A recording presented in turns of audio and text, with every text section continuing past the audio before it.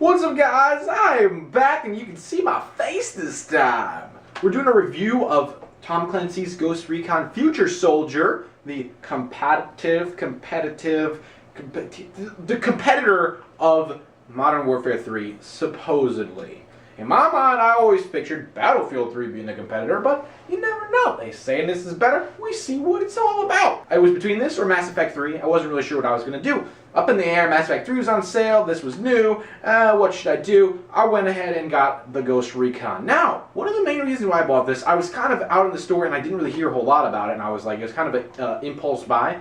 And I saw, oh look, PlayStation Move compatible. I was like, well, whatever, I got the PlayStation Move, I might as well use it. I never do. They just sit right over here. I never get to wave the little wand around and be Harry Potter and all that. And so I decided to give it a shot. Well, little did I know when I got home and found out the only thing you can use the PlayStation Move compatibility for is to make your gun pull apart and go back together. Like when you're customizing your gun, in the main menu, you can build your guns. And you wave your wand one way and the gun zooms out and the pieces come apart and you can change pieces, or you can move it to make your gun go back together. And that's it.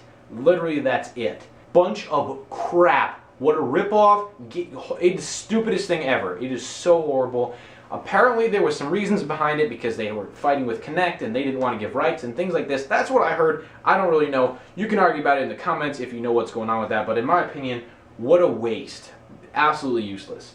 The game overall, I've been playing it single player, and you all know that I hate single player games. Can't stand them. They never keep my interest. It's boring. It's dumb. I can't do it. But did make it through a lot of this game. I would say over half the game. I have almost all the missions filled in and done on the hardest difficulty, mind you. So I took my time to get through this. As far as single player goes, it's fairly easy. Even on the hardest difficulty, it's really not that difficult. And when it starts getting difficult, you get this big mech thing, and you can start just blowing the crap out of people. It's like a big robot that's pretty much invincible, and you just have to make sure your dude's behind cover. Really not that hard.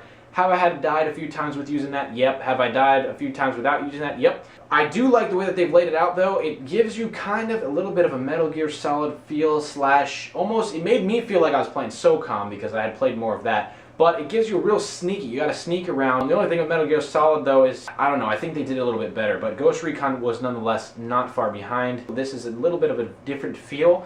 It's a third-person shooter game. Normally I don't like those very much, but it really wasn't that bad. So let's get into graphics. Graphic-wise, decent, very decent. They did a great job with it. The whole ghosting thing, where your guy turns invisible when you stand still for a certain amount of time, pretty cool. Like the way they put that together, graphic-wise was great. And the rest of the graphics overall were very well rounded, and it wasn't really, I didn't really see too many glitchy things, nothing popping through walls and stuff like that, so they did a pretty good job. It was pretty smooth. The cutscenes and stuff could be better.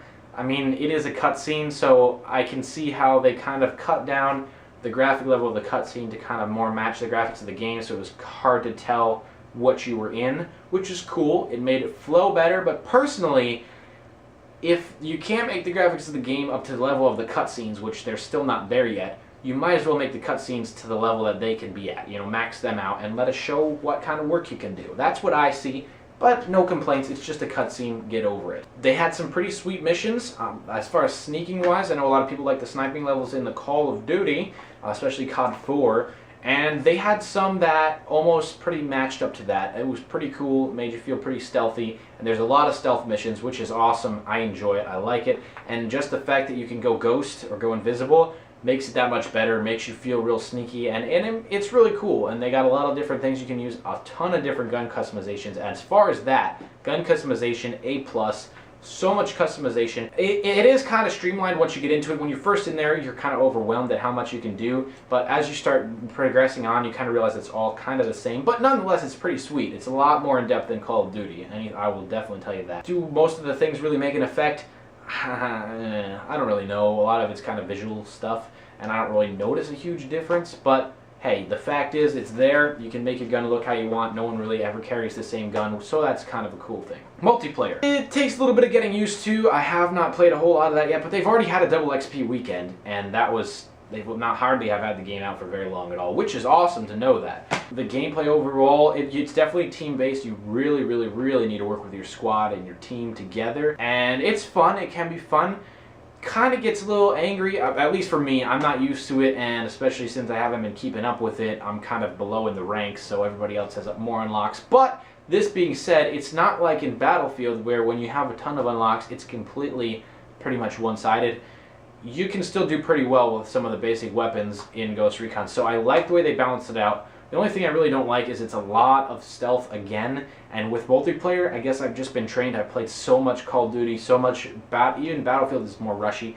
A lot of games where you need to rush, and this really teaches you kind of to stay back and be stealthy. You gotta wait and be patient, especially with you have objectives with bombs and flags and stuff. You really need to be stealthy and just chill, you know? You need to put the pressure on the other team. That's cool and it's great, but I get a little antsy. So that's just me. If you're looking for something where you're gonna rush, you can't really do it in this game. They say you can't really rush in Battlefield. You can rush in Battlefield a lot easier than you can rush in this game. If you're rushing in this game, besides the fact that, I mean, maybe I just am not that great with it yet, it's kind of difficult. I mean, it's a lot more difficult. In my opinion, maybe I'm just not used to it, but just watch out. If you're expecting something simple to rush with, this is probably not your game. Control-wise, it's a little confusing as well. Tough to get used to, but it's good for a change-up. That's what my overall opinion is going to be on this game. It's real good to get a change-up from the normal, what everybody's playing. You know, get out there and get out of that rut and start trying something new. And this definitely does that. A lot of new things, a lot of new controls to learn. The controls are not that hard to get used to once you start playing with them, but I will tell you, if you go back to start messing with another game after that, you're going to get raped. You're just going to be so confused as what's going on. It reminds me a lot of Gears of War, actually, and I didn't play a lot of that, so don't get all pissed if it's not anything like it, or in your opinion.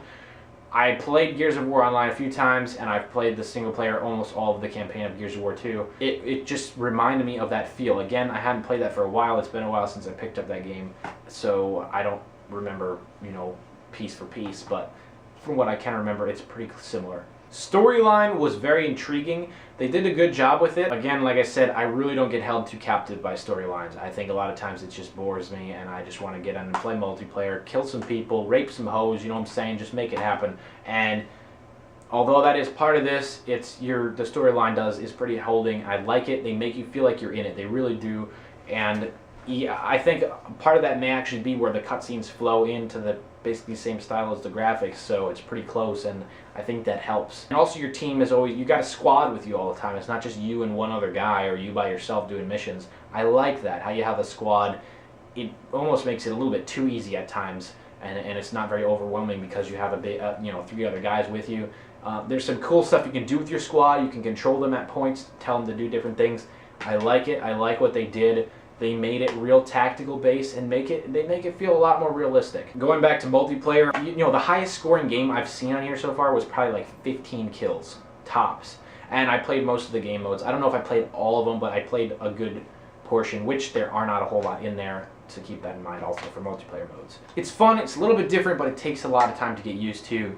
Once you kind of get past that initial hump of, I hate this game, I want to snap it in half and take the pieces and stab someone in the eye with it, it can be actually kind of fun. SOCOM players, I would say, may enjoy it, but I know you SOCOM players are pretty picky. You may not want to get into a new franchise just because you're a little fanboyish. Don't get all pissy with me on that. That's just how your community is, which is great. It's cool to be that way. It's super supportive, but I'm just letting you know. One more thing that I want to say is the online pass. Just make sure you get that. It's a load of crap. It doesn't make any sense. It's a ripoff, and if someone really wants to pirate something bad enough, they're always going to find a way to get around it. So buy that. Also, be sure if you buy it new, you get some new stuff, some guns, some headgear, some weapon skins, as well as a map. I believe everything except for the map is unlockable if you level up enough, so you basically get them early, but if you do want that map and you do want those pieces early, you're going to have to buy it new.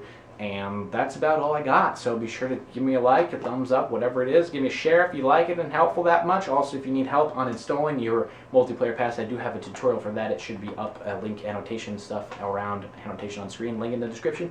Leave some comments if you got any questions about how to do anything else or need any help with anything else. Just let me know and I'd be happy to help you or answer any of your questions. I shall see you very, very soon.